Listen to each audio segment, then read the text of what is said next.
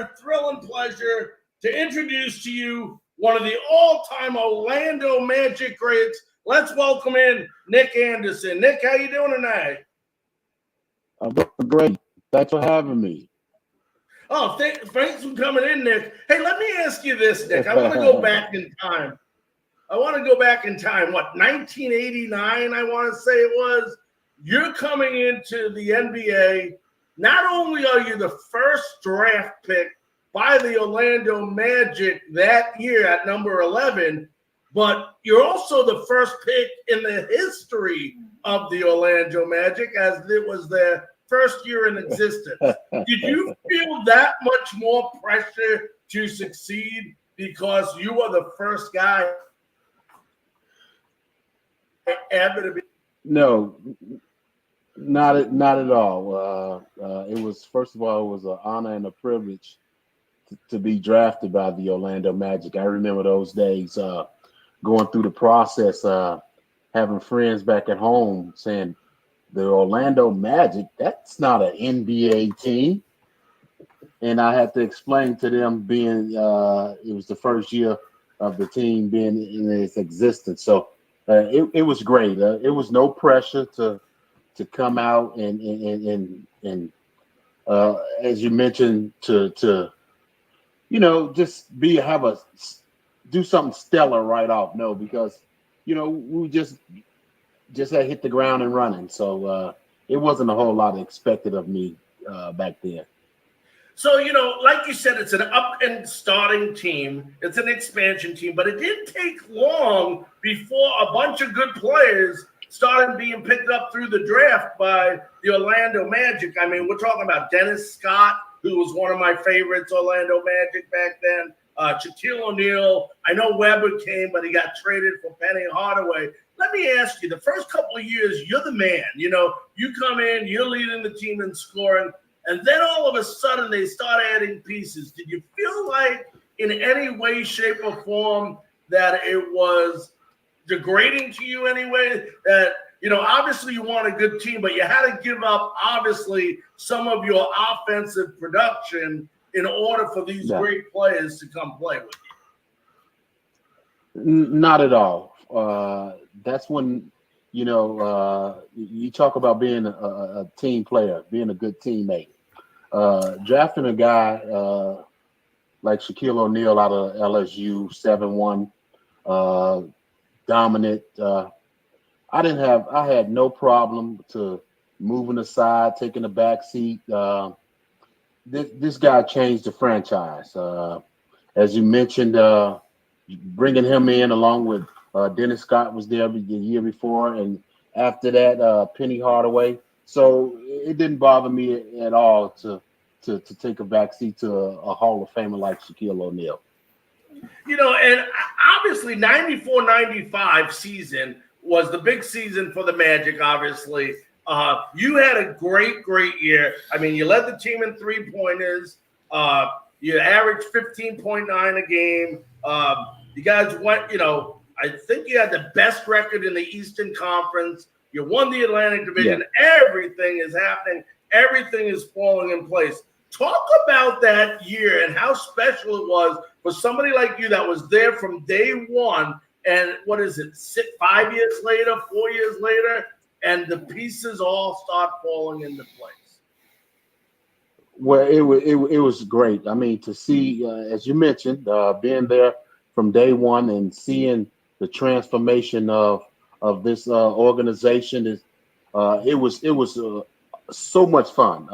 Like you said, bringing in a Dennis Scott, a great shooter, a guy that I've been known all my life. We played against each other in many tournaments in high school and camps.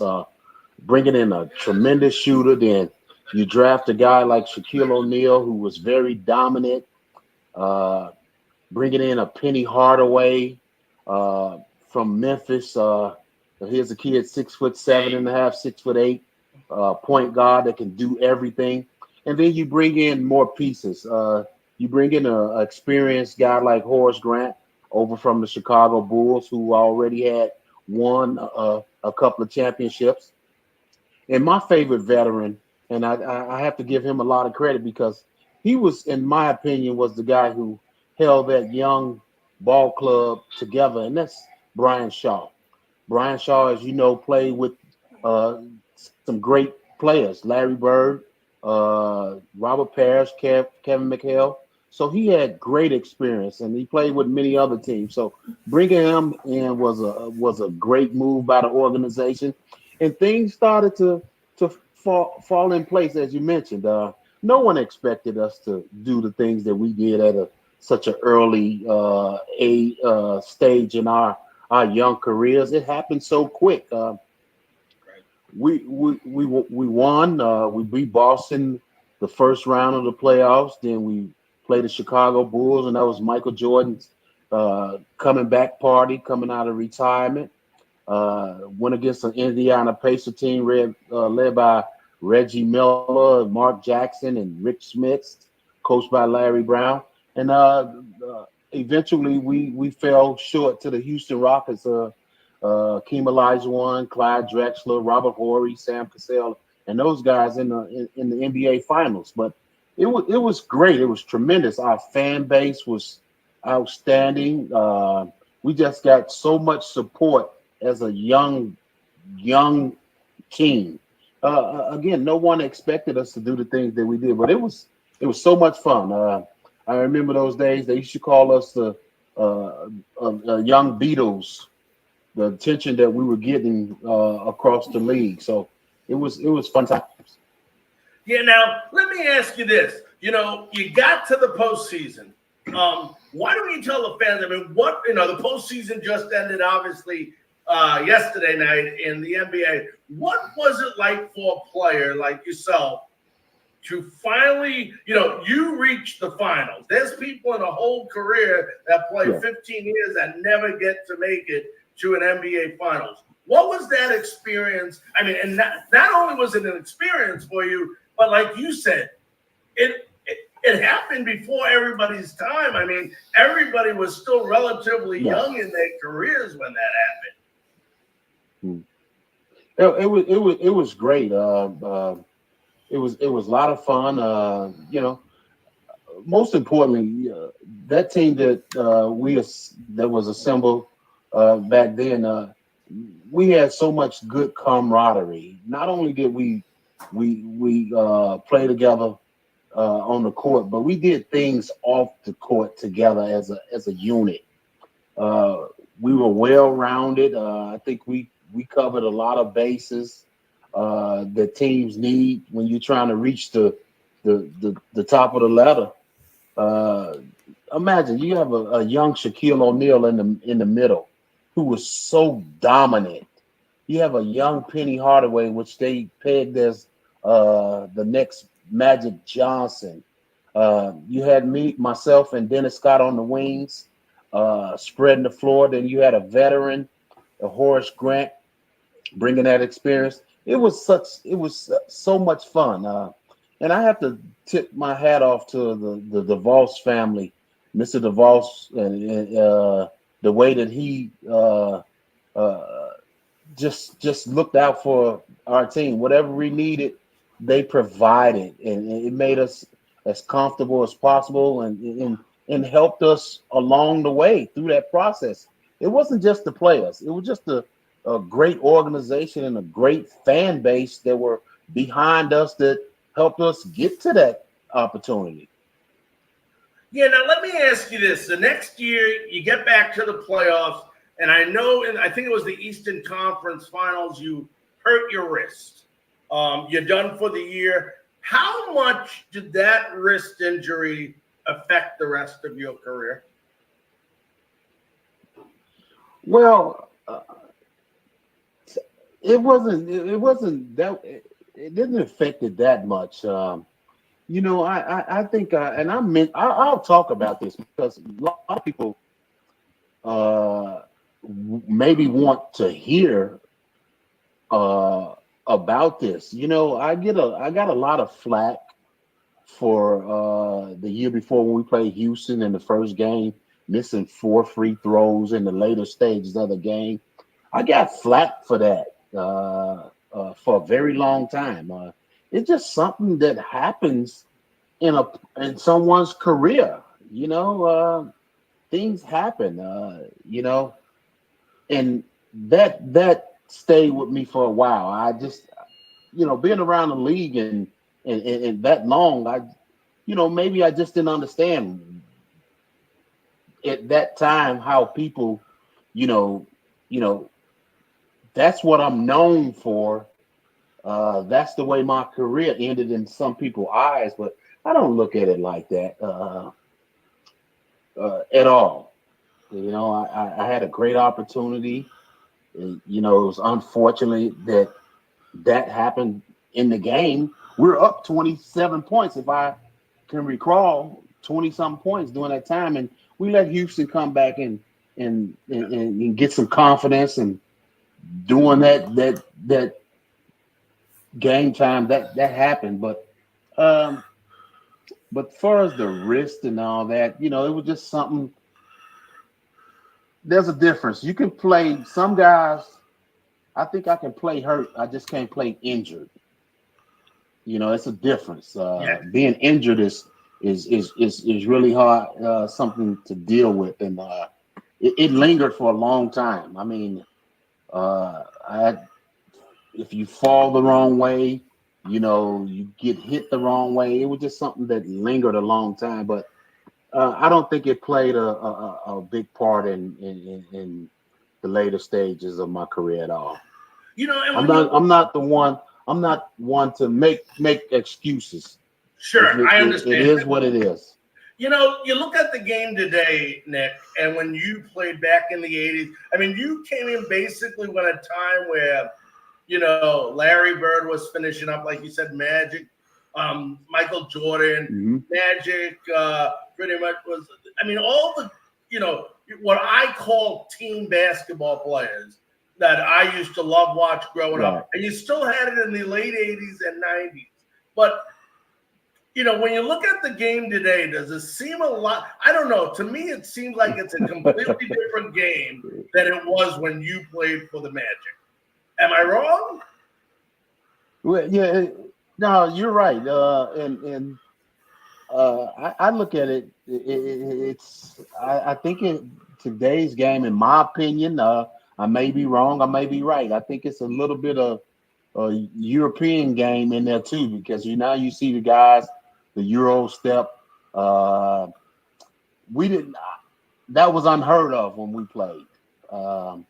They shoot the big man shooting threes and floaters, and our brand of basketball was a center. He protected the middle. He let you know that if you come down in this paint, it's a price to pay. We play inside-outside basketball. You think of the centers during that time. You had Elijah Wan. You had David Robinson. You had Shaquille O'Neal, Patrick Ewing, Rich Smits. I can go on down the line. Nowadays, you can count on one hand the centers in the league today. I think it's a wide open game. These guys, they shoot a lot of threes.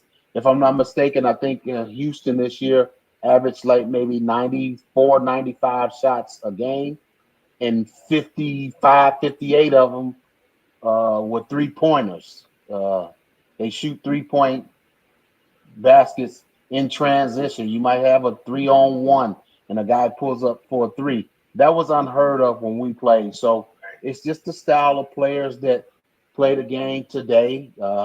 That's what they want. That's what they do. I don't argue. I don't try to debate about what they do today and what we did back then. It's just the style of play that they possess today.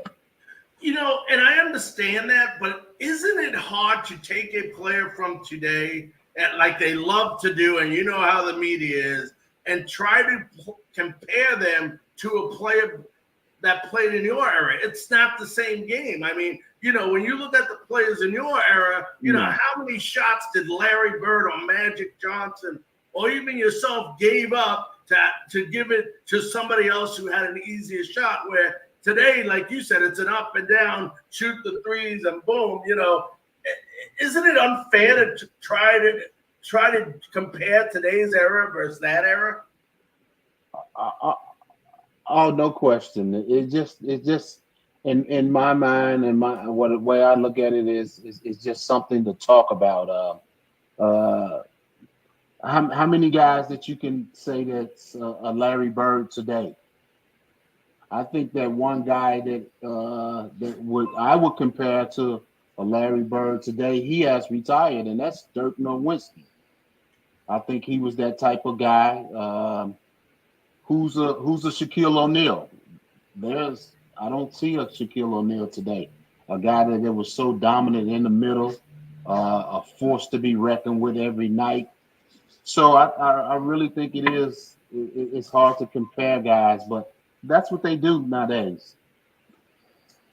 Now, I know you're still working with Orlando. I know you do some work, community work with the Magic and stuff. How big was it for the city of Orlando to obviously during this unfortunate time host the NBA playoffs?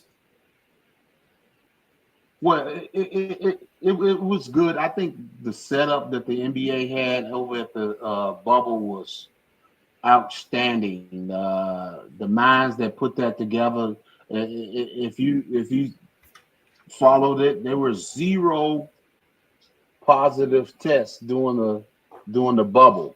So I have to tip my hat off to Commissioner Silverman and his staff and what they did. I think it was smart the way they had it set up, and I have to again tip my hat off to the players for coming out and they sacrificed a lot, being away from their families, their homes, for 3 months. You it's like you at a compound. You can't leave. You can't leave the premises. So I think it was tremendous work done all the way around from the league side, the player side, how they bought into everything.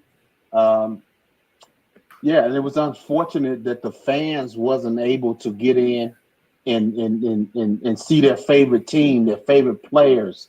So yeah, it was unfortunate, and I feel for the fans because I'm a fan, and I wasn't able to go see my favorite team and my favorite players. So, but other than that, I think it was a tremendous job, well done by the league. Now, obviously, the Lakers won, and I'm not going to sit here and ask you, do you think the best team won? But the Lakers did win. But one thing I had a debate about, and you'll understand as a person that played the game, and I know you'll understand the wording. I just want to put it out there, right?